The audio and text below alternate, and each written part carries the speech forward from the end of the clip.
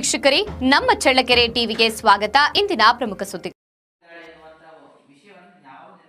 ಸ್ವಾಮಿ ವಿವೇಕಾನಂದರು ಏಕಾಗ್ರತೆಯಿಂದ ಮಾಡುವ ಧ್ಯಾನದ ಘಟನೆಯು ಇಂದಿನ ಮಕ್ಕಳಿಗೆ ಆದರ್ಶವಾಗಬೇಕು ಎಂದು ಚಳ್ಳಕೆರೆಯ ಶ್ರೀ ಶಾರದಾಶ್ರಮದ ಸ್ವಯಂ ಸೇವಕಿ ಡಾಕ್ಟರ್ ಭೂಮಿಕಾ ತಿಳಿಸಿದ್ದಾರೆ.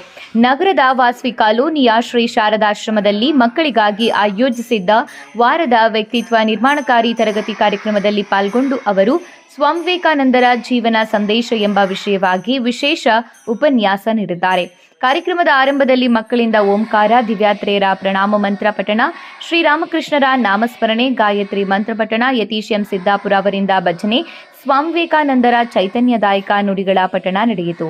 ತರಗತಿಯಲ್ಲಿ ಈಶ್ವರಮ್ಮ, ರಶ್ಮಿ, ಲಕ್ಷ್ಮಿ, ಯಶಸ್, ವಿವೇಕ್, ನಿರಂಜನ್, ಹರ್ಷಿತಾ, ಶ್ರೀರಾಮ್, ಹರ್ಷ, ಸಾನ್ವಿ, ಕುಸುಮ, ಚಿರಾಗ್, ಲಹರಿ, ವಿವಿಕ್ತ, ಚರಣ್ಯ, ಸಹನಾ ಸೇರಿದಂತೆ ಸಾಕಷ್ಟು ಸಂಖ್ಯೆಯಲ್ಲಿ ವಿದ್ಯಾರ್ಥಿಗಳು ಪಾಲ್ಗೊಂಡಿದ್ದರು.